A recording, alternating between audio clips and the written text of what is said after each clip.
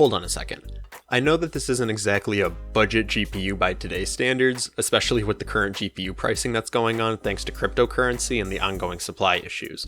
But once this bubble bursts, the prices will start to come back down and the 1080 will start to drop in prices thanks to the lack of hardware DXR acceleration.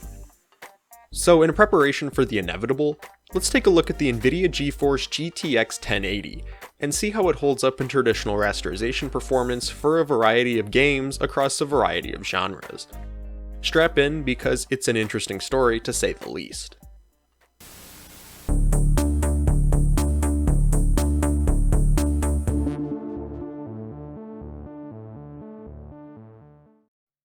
Alright, so let's start our look at the GTX 1080 by taking a look at the power characteristics of the card and break down what exactly you'll need if you're planning on picking one of these cards up. With a rated TDP of 180 watts, this card is actually not that bad when compared to the latest round of releases from Nvidia, and even compared to the older RTX 2080, this card is much more efficient thanks to the lack of fixed function hardware and overall lower amount of cores.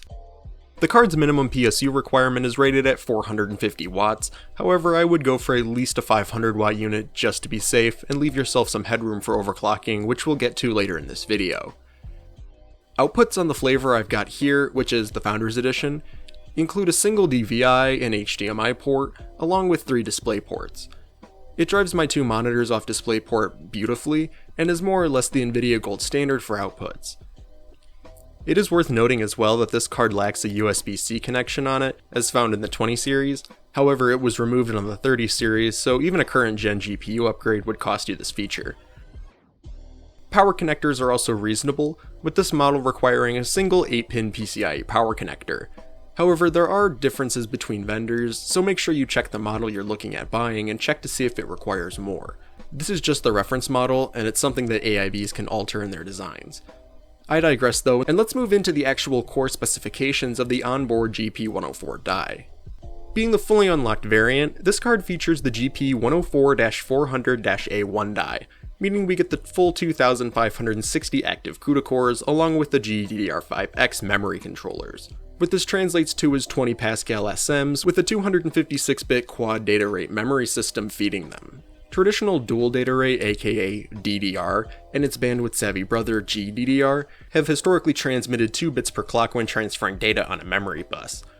The switch to GDDR5X allows for prefetch sizes of 16 bits as opposed to standard G5's 8 bits per clock, giving an overall theoretical increase in performance of 25% over the traditional GDDR5 configuration, like what's found on the 1070. In terms of real-world performance, this means overall texture detail will load faster on the 1080, along with alpha textures found in particle effects being allowed to saturate more bandwidth. It translates to overall smoother performance in bandwidth-heavy scenes, and it helps to feed more data into and out of the cores, leading to more being processed within a given period of time. Texture mapping units, which actually soak up a lot of the bandwidth here, number 160 on this card and are paired with 64 rasterization operation pipelines, meaning more data can be concurrently kept track of and calculated. All this combined with the G5X allows the GTX 1080 to have more headroom over its competition from the era, and helps to keep this card a bit closer to the current day competition than other cards of its generation. Other core specs I think are important to mention is a general feature of Pascal, which limits its performance in a lot of modern day integer-driven workloads. When looking at Pascal from an architectural standpoint, CUDA cores are essentially a paired integer ALU and floating point capable ALU, where only one ALU could be actively working on data per clock cycle. This means that scheduling had to make decisions that traded integer power for floating point power, and vice versa. With Turing this was changed, and both the integer and floating point unit could be active in making calculations during the same cycle. Ampere built on this, however, was using cluster multithreading to bump floating point performance. This makes perfect sense, as integer instructions are much less frequent in gaming workloads, especially in a graphics card, but the drawback is still present, and this just puts Pascal behind in terms of simultaneously computing mixed data types. But it's unlikely to affect performance in a noticeable way outside of benchmarks and ray-traced workloads. The card is also a bit behind the RTX 3080 when it comes to CUDA core counts, but the clock speeds should allow the 1080 to stay in competition with the lower core count parts. One thing I did want to bring up in this review is overclocking. I know not everyone who buys this card is going to want to put work into either modding or tinkering with their settings, but the performance on the table is measurable, and when we get to the benchmarks later on in this video, you'll get an idea as to how it affects things. I'm going to be testing the 1080 with both its stock cooler and then with my modded on water cooler. The stock performance is more indicative of what you'd get out of the box, as the frequencies don't get a chance to ramp up thanks to thermal limitations. In fact, if you were to look at the clocks of this card, you'd see it boost up to around 1800 MHz, which by all means isn't slow, but with our Kraken G12 mod, we were able to get that up to over 2 GHz with ease, as well as a nice little memory overclock. This allows for a roughly 14% increase in overall computational throughput on the cores, and the memory overclock will help to keep our cores fed with information. Temperatures during the extended gaming session were also not anything to write home about when the stock cooler was used, hovering at around 70°C and above pretty consistently, with the fan speed ramped up to match.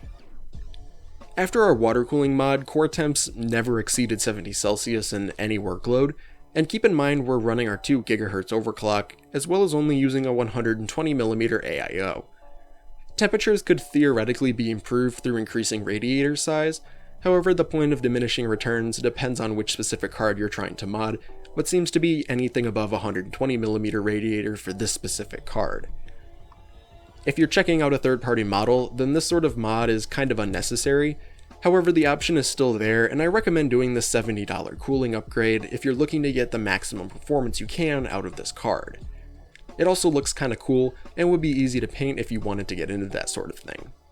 Moving away from overclocking, let's take a look at our testing methodology, as well as the specifications of the machine we'll be using to test both our stock and water-cooled 1080. All games were tested at 1440p on their high presets, which is probably more of a resolution this card is targeted at, and were tested over a 10-minute gameplay session. The specs for our test machine are also that of a relatively high-end system for 2021, with an i9-9900K playing as the heart of our build.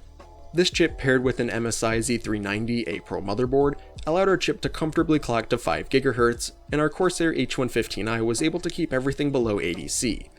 But keep in mind we're running an AVX offset of -2. All our tests were also run with my side panel off, just so I could have easy access to the card, but it also represents a best case scenario, with fresh air being relatively abundant as a result. We've got quite a few benchmarks to discuss, so without any further ado, let's dive into the performance of the GTX 1080, and take a look at how it's holding up in 2021. Alright, so I started this review off by checking out Apex Legends, a battle royale game running on a modified version of the Source engine. Even though we're running at 1440p, this game performed phenomenally no matter which configuration you go with. In fact, the hybrid mod only gave us an extra 8 frames on average, and you'd still get awesome frame rates on the stock cooler. This though is just more to illustrate how the card can perform when pushed to its limits. The grouping of the values was also similar between the two setups, indicating that our overclock worked in improving the minimum and especially the average. It was fun to play in the Titanfall universe on the 1080, and like Titanfall 2, this game is a blast to play thanks to the excellent performance on offer. Ark Survival Evolved was playable on the 1080, but the experience wasn't exactly, well, smooth. Look at the minimum frame rates, and it doesn't show much variance at all, leading me to believe that this game is better played at either lower settings or a lower resolution. In fact, if you turn down the settings to low, you wouldn't get any of the weird frame skips when dinosaurs spawn on screen, and when getting attacked, the feathers on most of the creatures don't cause your performance to tank. Don't get me wrong, the game looks incredible on these high settings, however the 1080 is just unable to handle this level of detail. Turning settings down is recommended, but being smart about which settings you're tweaking should allow you to keep a lot of the visual identity of the game while keeping performance within an optimal range.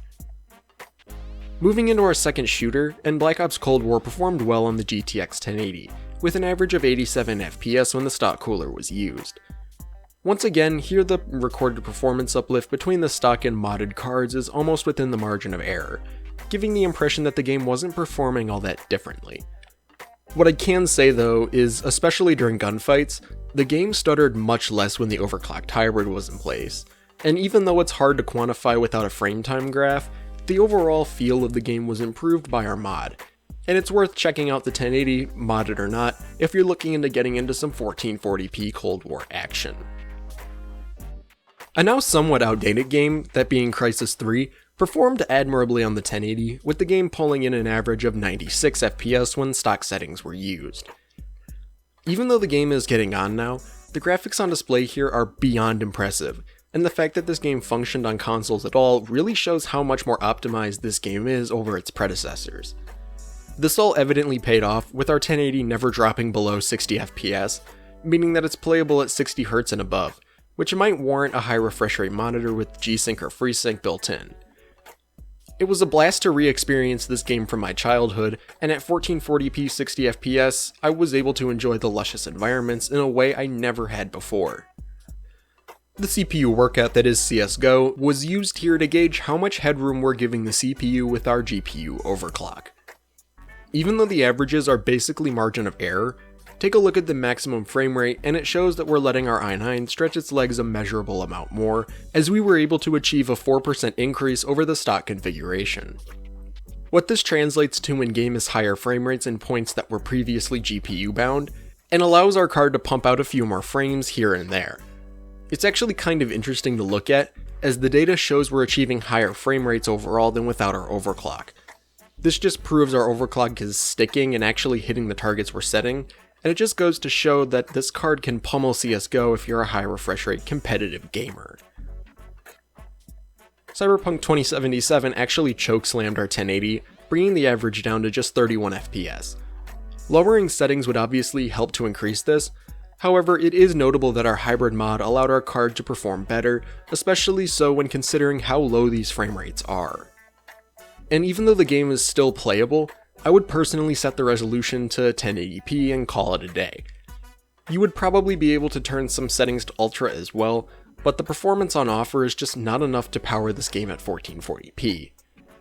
Even our overclock, which averaged at 34 FPS, shows just how demanding this game is, because we weren't able to simply brute force it. Either way, this kills the experience you'd be getting on a last-gen console, and like I mentioned, also leaves the door open to lowering the resolution and chasing those higher frame rates. Moving into Vulkan performance, and Doom Eternal averaged a beyond playable 115 FPS on the GTX 1080. The only thing I thought was worth commenting on was a strange stuttering effect that would occur at the start of each level. It would freeze for a solid second or two, then go right back to being smooth as butter. It's a strange performance quirk, however our 1080 was able to power through, and when overclocked with our hybrid mod, we achieved an average of 126, which for some of you rocking 120Hz monitors, is the difference between hitting a refresh or not. Enable the dynamic resolution scaler in the settings menu, and the game will lock to 60 FPS, and look good enough to pass for native 1440p, especially in motion. Like all our previous games, Doom Eternal benefited greatly from lowering the resolution to 1080p, and maxing the game out while remaining above 60 FPS was a real sight to behold. Far Cry 5, an open-world first-person shooter, performed excellently on the 1080, with the stock card pulling in an average of 95 FPS. The game overall felt fantastic to play, and despite some occasional hitching shown in the minimums, performed smoothly and could even possibly allow for settings to be raised another notch. Even though the overclock didn't provide that much of a boost, the bump we did see made the game overall more playable, and is definitely recommended if you're eyeing one of these cards to play through this game. It is evidently an excellent card when it comes to Far Cry 5, and I would happily play this game all day long on the 1080. Gears of War 5, a game built on Unreal Engine 4, is a graphical masterpiece, and is a stunning display of the capabilities of modern computer hardware. With an average of 83 frames per second, the GTX 1080 is more than capable of handling this game. However, there are some spots where performance can vary. The minimums show this nicely, and the overall spread of the value shows a similar overall profile between the stock card and the hybrid mod. In fact, the hybrid mod allowed the card to render 4 more frames on average, and bumped our maximum up by 5 frames. Once again, I'd say that the mod is a worthwhile investment if you're looking to play Gears 5, but it's not a necessary upgrade by any means. It's overall a fun game, and I've been playing through it recently on this hardware, and man, it is glorious to chainsaw locusts in 1440p 60 FPS. The now 8-year-old Grand Theft Auto 5 performed well on the stock card, pulling an average of 108 FPS, with the hybrid mod pushing that up to 115. Looking at the minimums, and I'd say that GTA at 80 plus FPS is a killer experience, and the hilarity that ensues is all the funnier at 1440p. I will admit I'm not a massive Grand Theft Auto fan, but it was amusing to drive around Los Santos and blow stuff up. However, the explosions did cause a few multi-second stutters. This only occurred twice during our gameplay sessions, however outside of that they were unnoticeable, and were well and truly hidden by the excellent performance on hand. GTA 5 could even be playable at 4K on this card, as long as you're willing to turn some settings down or stick to a lower frame rate. Our second Battle Royale game, PlayerUnknown's Battlegrounds, is another Unreal Engine 4 title, and like Gears of War, it performs very well given the resolution and settings. Like our previous review, if Fortnite is more your thing, then performance here will look even better, however an average of 123 FPS is honestly hard to argue with. Our hybrid mod also helped our card out by a noticeable margin, with a solid 6.5% improvement in average frame rates. Keep in mind that performance would also improve with the resolution or settings drop, so if you're looking to game at 144Hz and beyond, then the GTX 1080 is happy to oblige, as long as it's at 1080p. Another new title to our test suite, Rainbow Six Siege, performed very well, and with these runs through the built-in benchmark, it's easy to see that the card shreds through this game. What's crazy to think though is that this card is actually younger than the game, so this all kind of is to be expected. I know this game, like CSGO, has a ton of high refresh rate competitive gamers, where literally every frame counts. While Rainbow Six doesn't run as well as Counter-Strike, like that game, this one seems to be more CPU driven, especially at 1440p and beyond. And even 4K was possible thanks to the reconstruction filter that I made a separate video about here. It actually looks stunningly close to the native image, and it shaves a lot of time off the render budget since you're not rendering every single pixel in the frame. It works well both technically and visually, and I have to give props to Ubisoft for this implementation. It gives our 1080 a chance to fight with the big boys without actually having to render a big boy frame. Coming to the end of our test suite, and Call of Duty Warzone performed well enough to earn an endorsement for gaming at 1440p. Even though it's not enough to drive a 120Hz display, with an average of 83 FPS and minimums coming in at just above 30, the game never dropped to unplayable levels, but it was worth noting that the minimums actually occurred during the drop-in phase of the match, and like PUBG weren't sustained throughout the entirety of the game session. Verdansk was a blast to experience in 1440p, and it was nice being able to see distant players beyond what I'd normally see. The gunfights did not cause frame drops or stutter either, and the overall engine seems to scale well no matter which graphics card you're playing on. Also, the fact that I can get into a game against console players and use higher refresh rates is kind of fun, especially when you're not good at the game like me and everyone doesn't have aimbot-like accuracy like on PC.